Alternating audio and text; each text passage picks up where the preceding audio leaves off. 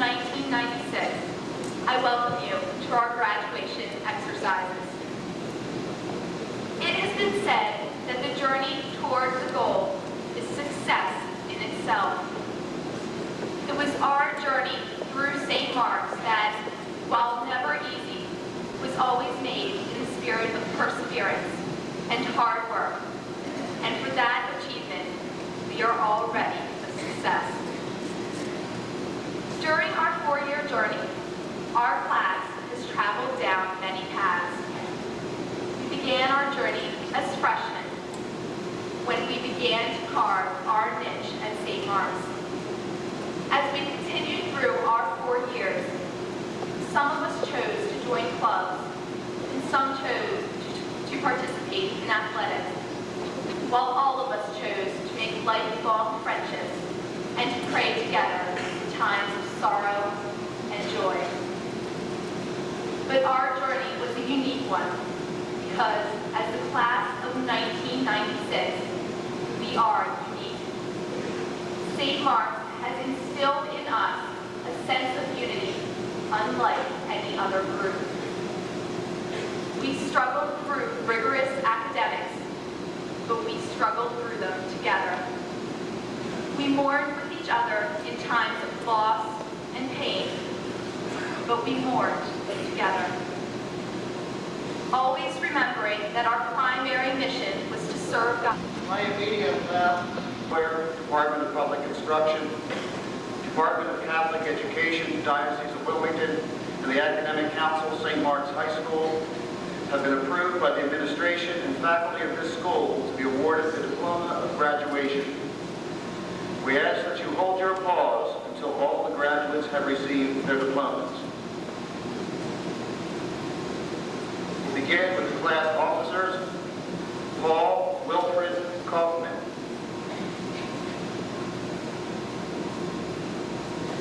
Alex Rolf Carlson.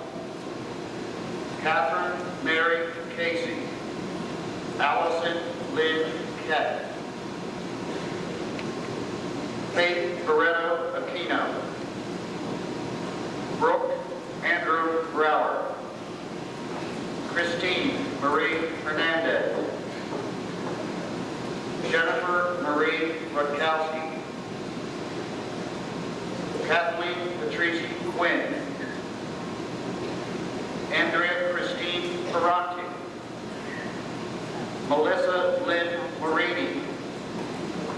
Marcy Ryan Kaufman. Tara Jan Hayes. Megan Marie Ekman. Christine Marie Kusick. Lisa Ann Chickadell. Emily Kate Boone.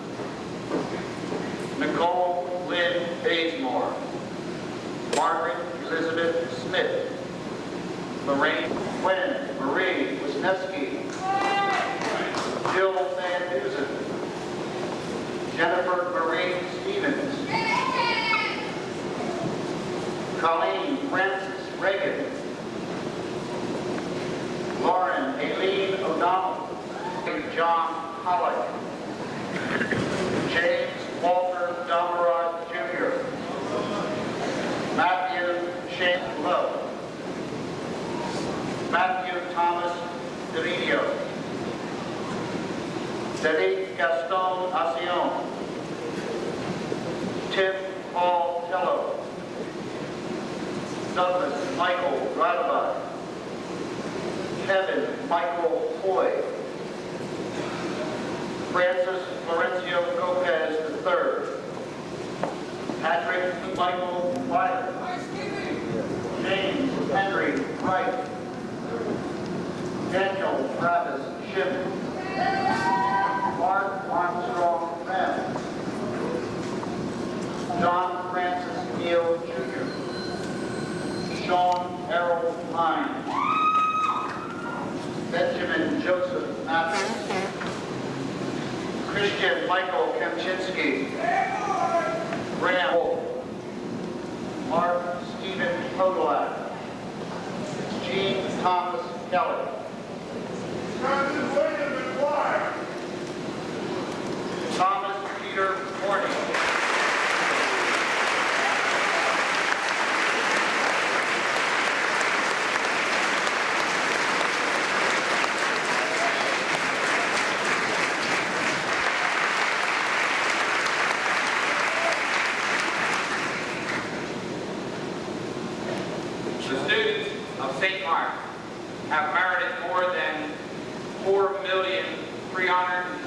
$80,000 in college scholarships.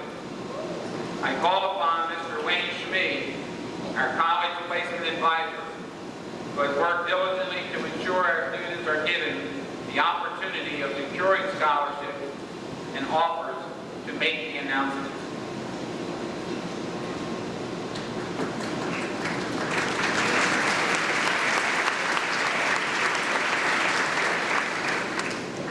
Thank you, Mr. Allison Green. Asian Scholarship, Diamond State Scholarship, WPBI Channel 6 Best of a Class. Stephanie Cassidy, University of Charleston Grant. Brian Clark, Westchester University Athletic Scholarship. Heather Clarity, Capital University Challenge Grant, University of Charleston Scholarship, ILC Industries Scholarship. Liam Coughlin, Star Enterprise Delaware TSAC Member Scholarship. Colleen Courtney, Syracuse University Dean Scholarship, Michael Creek Lions Club. Call upon Paul Culp.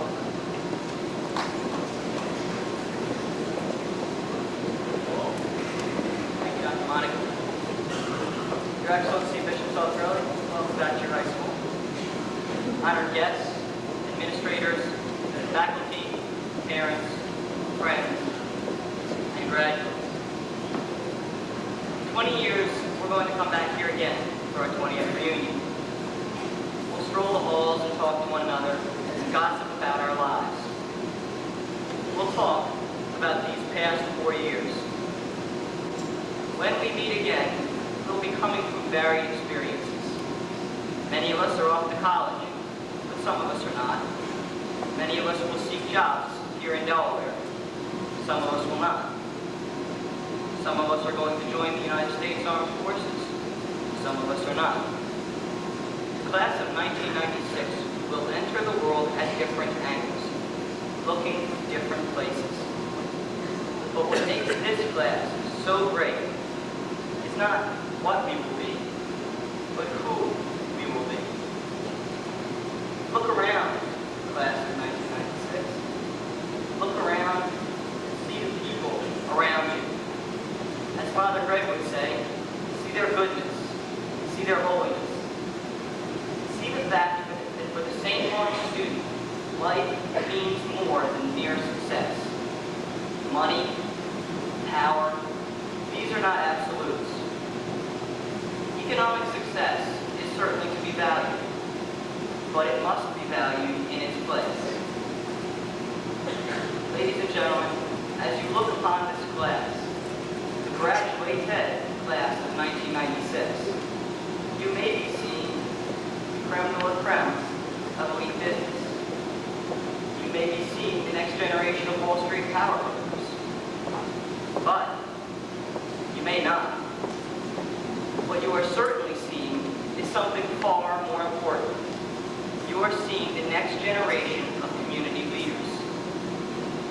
It has been pointed out that the word Christian has come to mean two different things. First, the followers and worshipers of Jesus Christ. But second, it has a much more full meaning. It means character. And that is what you see here today. People of upright, moral character. We are a class which graduates knowing that the clothes we wear and the cash that we carry are not the be-all and end-all of existence in our lives. About a month ago, when I was in Pittsburgh with the mock trial team, I met another student from a different school who impressed me a great deal. Her team had been very successful in the first few rounds of the national competition and were trying very hard to make it into the national finals. After I congratulated her on her success on the first day, I asked her how she thought that she would do the next. She just shrugged and pointed straight up, as if to the heavens. Well, she was not a member of the St. Mark's community, but I think that she knows what we are all about. We're not about clothes labels or gold cards. God is why this school was founded. God is why many of our parents chose to send us here. And God is why we graduate from this school as we do. As our alma mater states, we are linked to St. Mark's through time. Now, in my first few months here, that line from our alma mater bothered me very much.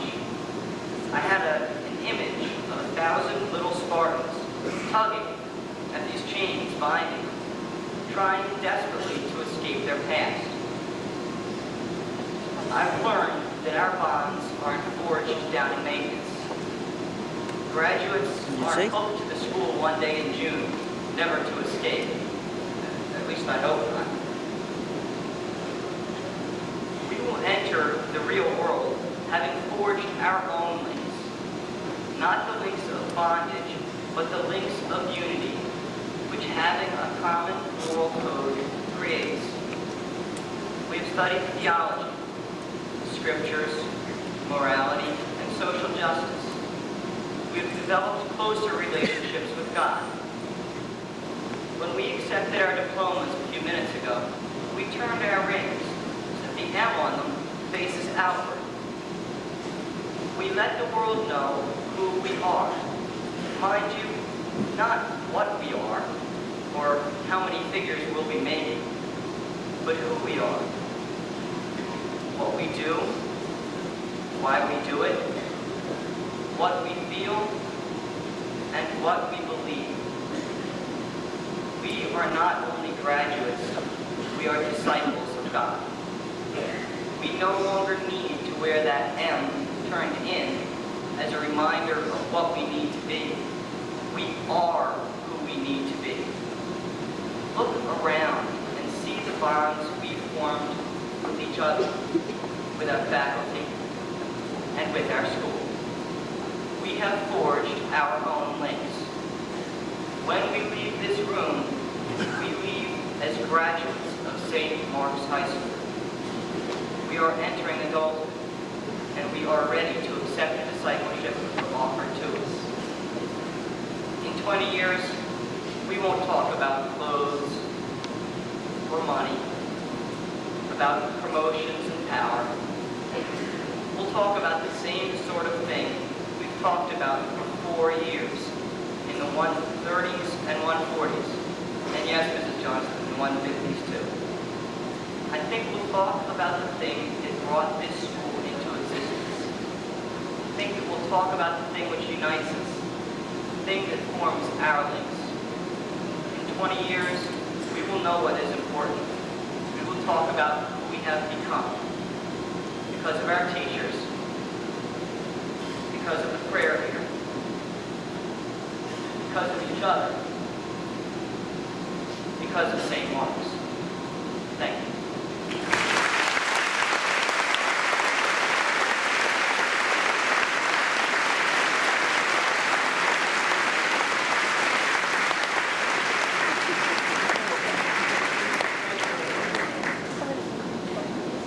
At this time, I'm very proud and pleased to introduce to you our presiding officer for tonight's ceremony. Ladies and gentlemen, Most Reverend Bishop Michael Salzarella.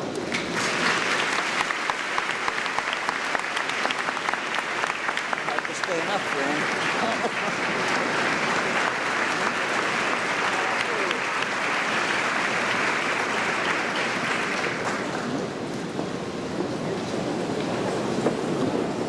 Tough act to follow.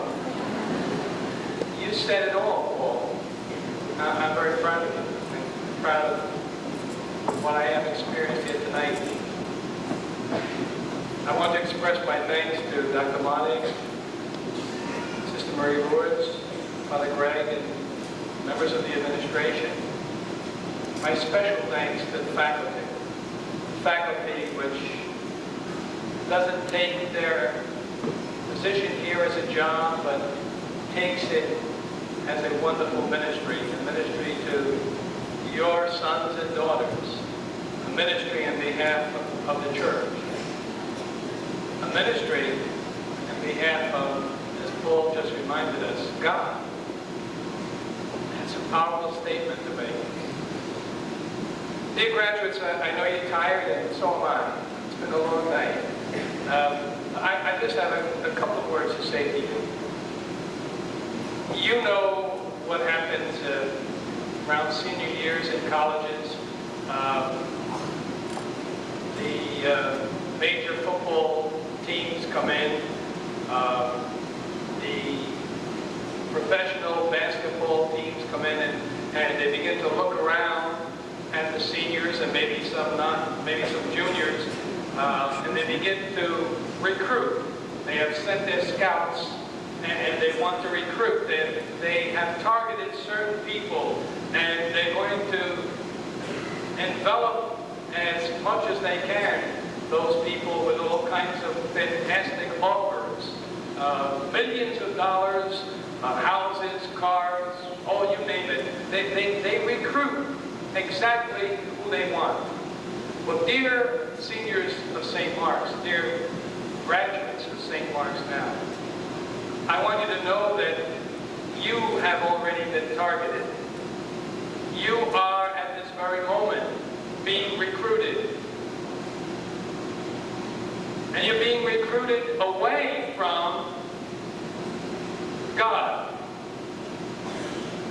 You are being bribed with all kinds of fantastic promises of fun and pleasure, power, popularity. And it's a very, very difficult thing to refuse and to reject. But be aware of that. There are forces outside of St. Mark's, forces outside of your families, forces outside of the church who have targeted you and want you for their own, want you away from God. Be aware of that. Don't fall for it. Be strong. Resist it. You've learned good stuff here. You are well prepared. Just don't forget it. That's the problem. We forget too easily. But I think if all of the awards that we have celebrated tonight, if all of the scholarships are an indication of your zeal, your drive, your courage, your goodness, then we are in good stead with you. But be aware that you are as you were.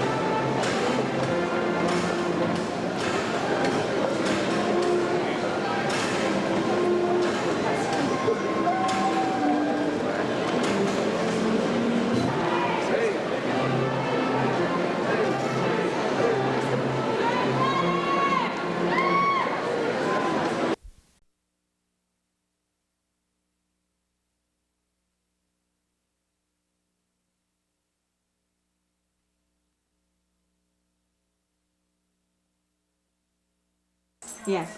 And that tells you whether or not.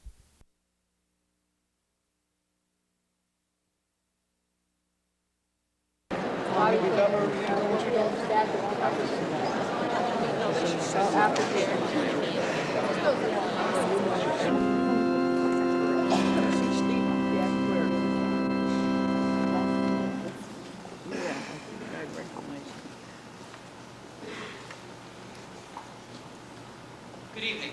I'm Paul Kaufman, the president of the class of 1996, and on behalf of the class, I welcome you to our baccalaureate mass. As with all things here at St. Mark's, Tonight our attention is focused on God. As we gather together to pray, I think I speak for the entire class in saying thank you, not only for coming here tonight, but for your past 4 years of support. This journey has at times been rocky. We've always felt your support, guidance, assistance, at times a little criticism, but always love. You deserve to be here with our class tonight. You're a part of us. Please join us, class of 1996, Father Gregory Corrigan, as we pray together one last time.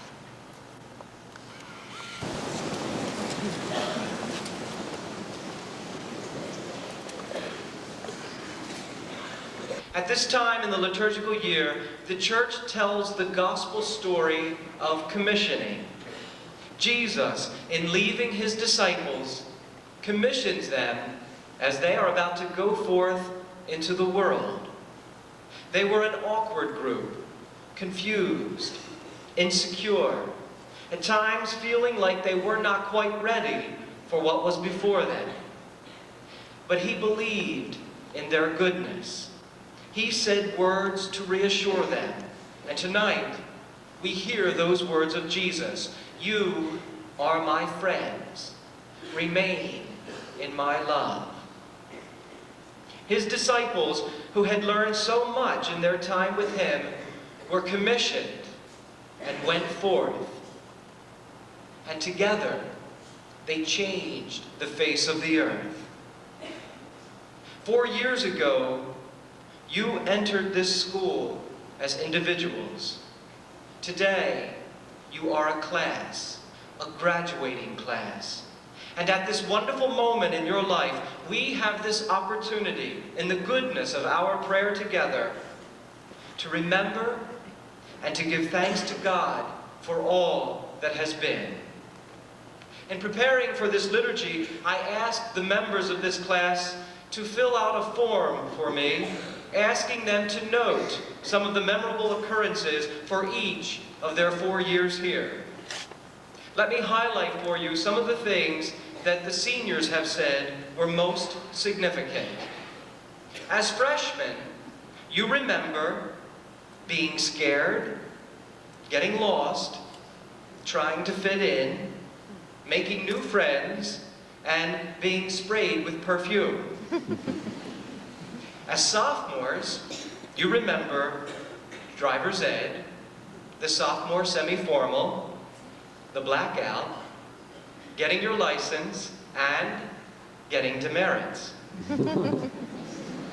As juniors, you remember the ring mass and the ring dance, the junior prom, O.J. Simpson, the Flintstones, Alex Carlson's miracle shot, Mr. Russo, Matt Berry's talk to the whole school, and doing too much work. As seniors, you remember not doing enough work, sleeping a lot, homecoming, senior ball and banquet, state champions, senior prayer group, Ingram, the Washington trip, the fashion show, having a new principal in Dr. Monig, going out often for lunch, procrastinating, college decisions, how close we all became, lots of free periods, and Spartan ribs. So much goodness, so many memories. When we reflect back on our life experiences, that's what most of us remember, the good memories. At the time, when we're going through an experience, there's often a tendency to complain, to not appreciate what's really going on, especially when times are tough, especially when life was at its hardest. There have been circumstances that individuals and this class went through that may have made you think at times that you weren't going to make it, that it was too hard to continue. But at those most difficult times, your goodness became most evident. It was then that you really came together for one another. At those times of pain, we met your families, your parents, and we got to know the original source of your goodness. Always be grateful to your parents and your families for all that they are to you. Never be too grown up to tell them that you love them. At those times of the cross, you often turned to your teachers, and you found caring, loving people who would go that extra mile for you, who would be there when you needed us. Always remember that. And when people ask you about your goodness and notice how wonderful you are, tell them proudly, I went to St. Mark's. At those times, when things were their worst, you turned to one another, and you opened your arms and your hearts. You held each other, we prayed, and together we were able to continue the journey. Always give thanks to God for the grace that was here, the grace that allowed us to see the goodness beyond the pain. Language creates reality. For 4 years, people have been saying, you are a St. Mark's Spartan. For a while, you may have been too immature to know what that really means. At times, you may have rejected that title. Hopefully, now, as you go forth, you understand what it really means. It has to do with the quality of the individual and how those individuals are part of a community, always connected, always remembering where they came from, always remembered by those who shared with them in goodness. St. Mark's Spartans. What's really in a name? Maybe I can answer through a story. The story comes from the musical Man of La Mancha. As you know, the musical is about Don Quixote. Don Quixote was a guy who really wasn't all there. He wasn't playing with a full deck. He runs around tilting at windmills and doing all kinds of ridiculous things. He adores a woman named Aldonza, who is obnoxious and a mess and a wimp of a woman. And he calls her Dulcinea. Those of you who know languages can hear the word sweet in Dulcinea. He calls her Sweet One, which causes everyone in town to roar with laughter because Aldonza is anything but sweet. She's a tramp. She's a mess. But you might recall that in spite of this, Don Quixote loved her, as no one else in her life had loved her before. And you might remember, as Don Quixote is dying and breathing his last, Aldonza sings that great song, The Impossible Dream. That last scene. After she sings The Impossible Dream, someone calls out her name, Aldonza, and she lifts herself up from the dead Don Quixote, holds her head high, and says, my name is Dulcinea. The love of this man made her something new. Hopefully, it is the love of one man, Jesus, the Christ, which has made you something new, has transformed your lives in ways of goodness and peace. Jesus, the one who sees you, his disciples, as his friends, the one who loves you all so very much and has taught all of us how to love. That love will be with you always. We have done our part. I believe you have been offered a lot. Now, it's up to you. As you begin this new part of the journey, everything is before you. Remember the goodness of this place, the people, the times, that we have shared. St. Mark's Spartans, class of 1996. God bless you always.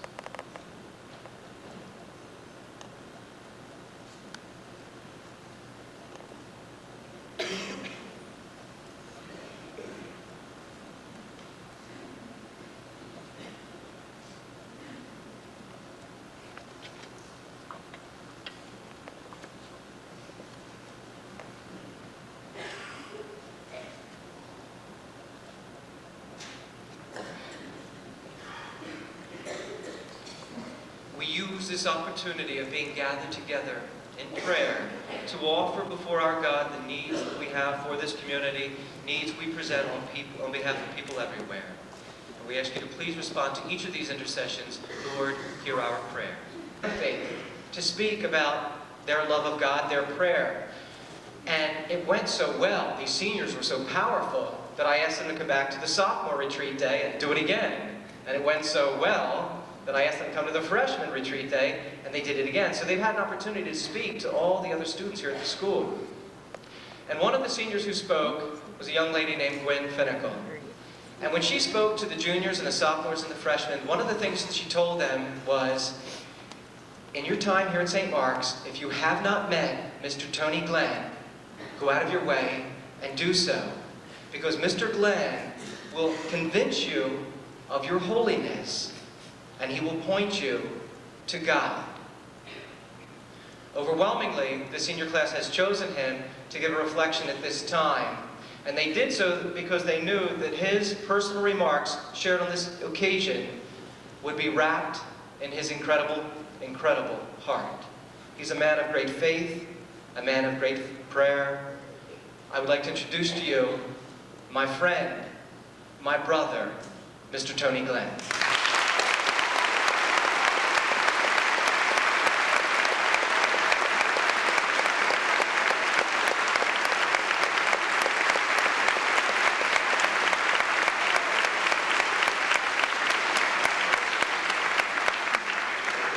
I hope it was okay, because man, I was dancing up a storm back there. I wanted to join you, and Holy Fathers, my back will be to you, but some folks say it's my best side. Okay, good.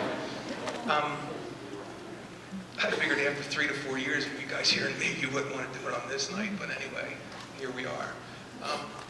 I'm going to sit down here, so if it's not the protocol, that's okay, because I was asked that I would come and speak to you, or I would come and talk to you.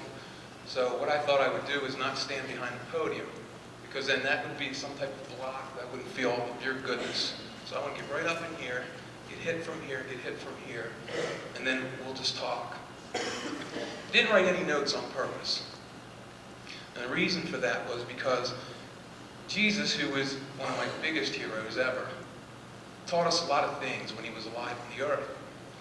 And when he taught 2,000 years ago, he just didn't teach to the people at that time. He taught for all eternity.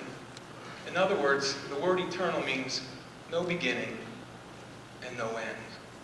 So for all eternity, before he ever came into the world, and there were so many wonderful things that he tells us, directly to us. And many of our answers in life, all we need to do is go back to him. That cross that's right there is our greatest sign on this side, on this earth, of victory that we'll ever know. In worldly ways, we don't understand that, but in the spiritual realm, we come to find out that that's exactly what it is. And I had a very, and still have a very blessed mother, she's just on the other side, who would tell me that when I did not know where to go, and when my back was against the wall, and I didn't feel like taking another breath, and I could just give up, the one place I could always go was to the cross. And you know what? Here I am 40 years later sitting in front of you. That cross works. It works big time. The last couple of weeks, so many wonderful things have happened because as we wind down this year, you guys are in a really big hurry. So there's been an awful lot of reflection, a lot of hugging, a lot of kissing, a lot of I can't wait till I'm out of here. That's okay. It's wonderful. A lot of signing of yearbooks. Listen. Life. Listen. God's greatest gift. Yeah, that's wonderful. Life. Listen well. And in everything that's been going on, and all the goodness that you've shared with us, and everything that you've given to us over your 4 years, you certainly have done a great job of making St. Mark's a wonderful place to be. And that's why we don't want you to ever forget us. And that's why we constantly want your prayer back for us. Because you guys will leave here, and you'll become alumni, you'll become parents, and you're going to become our leaders. And we're going to need you even more when you leave here than we have when you were here, because we need to continue this mission, and we can't do it without you. So even though you're leaving, we can't continue that. In my prayer, and trying to believe in what Jesus said, that when we go out and when we are to speak, we're not to worry on what to say, because it'll be our Father in heaven who speaks through us. So tonight, I'm going to live that. That's why I didn't write notes, because I didn't want to speak from notes to you. I wanted to try to speak from my heart, because that's the way you've always talked to me. And I know that's the way you've talked to the other folks here on the St. Mark's faculty and administration and our staff. And so it was like my gift back to you. And two things became very evident right away of what needed to be said in my prayer. And by the way, there's an awful lot of people that were praying for me too when they found out it was me going to do it. Some of them were going, "You're going to be fine." And I was saying, "Don't worry, I'm praying, I'm praying. It's going to be all right." And a lot of you came up to me and said, "That's all right, I'm praying." And so because of that faith, I prayed very hard. And two things over and over and over again. The gift of life and the power of prayer. The gift of life. Each one of us in the world today is absolutely so precious to our Creator God, because He wouldn't waste His time making junk. He's not capable of making junk, will not make junk, and just doesn't do something for just the heck of it. So each life that's in this world, there's a reason, there's a purpose for your being here. And a part of your responsibility back to this holy, wonderful, and powerful God, so powerful that our human mind could never understand it, only your spirit can, is to somehow decide what that mission is, what that journey is, and knowing that this wonderful Creator God, who has made us and sent us here for a purpose, would not do so without giving us what we need on a daily basis to accomplish that mission. And believe it or not, that same Creator God knows every single day on this earth that you'll be here, and He knows when you're to go back home. He understands the mission from before you came. He understands it while you're here, and He knows where it will lead you until we all go back home. And the reason I say go back home is because as a Christian, in our Christian faith, there is no death. Heaven is so wonderful and it's so beautiful, it doesn't need this body. So no matter how good looking I look with this white hair at 40 years old, it's not going to the other side. There's no need for it. Who we really are is the Spirit that's alive in us, the life we have been given. The Spirit needs the body to travel the journey. If the Spirit, who we are, doesn't have the body, it cannot travel the journey. You cannot fulfill the script. So why do we want to come? Could it possibly be that we need to grow to a higher level, closer and be more like the God, the Creator that made us? See, I think that's the reason we're here. That's the reason we come in our journey. That's the reason when we go through tough times, real tough times, that's meant to be. It's in your script. It's in your script to go through the tough times. If you get out every day and everything's wonderful, what is there? It gets boring after a while. And you don't think about stopping and thinking of the little things and smelling the flowers and the beauty of this precious life and this precious gift that we have. And to really appreciate the gift of life and how precious each life is on its journey, on its mission, God has given us talents to use, and some of us many different types. Some of us maybe not as many. It doesn't really matter, because the talents need to turn into gifts. And a talent doesn't turn into a gift until it's shared. A talent doesn't turn into a gift until it's shared. And God, our Creator, did not give you talents to keep to yourself. He gave them to you to share so they become gifts. That's what He's done. And for us to realize what we have and what we're to give, we really have to respect this incredible gift of life. And one of the ways that we get off this respect, because we're human, and it all happens to all of us, and none of us are spared from this, is when we make our judgment calls. We may know a lot, but we're told by the living God that we don't know enough about each other's journey that we can judge each other, so we shouldn't. We shouldn't have to worry about it. And the reason I bring this up in judgment is because one of the greatest things in my journey has happened to a friend of mine about a year ago that I thought I would share with you. Incredible man, young like me, doesn't live in Delaware. I say young and everybody smiles, young like me. And he was a tremendously gifted man. And all the good things he could do was one thing he always did without even thinking, and that was he liked to prejudge everything, everybody, whether it was the length of their hair, or the color of their skin, or their religious beliefs. And we had discussions many, many times over that if he could free himself of that type of thing, how wonderful it would be because he was so gifted. And he came from a family that was financially very successful. And so for his birthday, which is right around Christmas time, a year ago, he was given by his older brother a brand new Lexus. Nice brother. I mean, brand spanking new, baby. We're talking 50 grand, top of the line model. Nice. And I heard about that. I thought that was wonderful. But the greatest thing was the phone call I received about a week later. And he was weeping on the phone and began to tell me a story because he says, my life is changing and I wanted to share it with you. And that was wonderful. And the story went like this.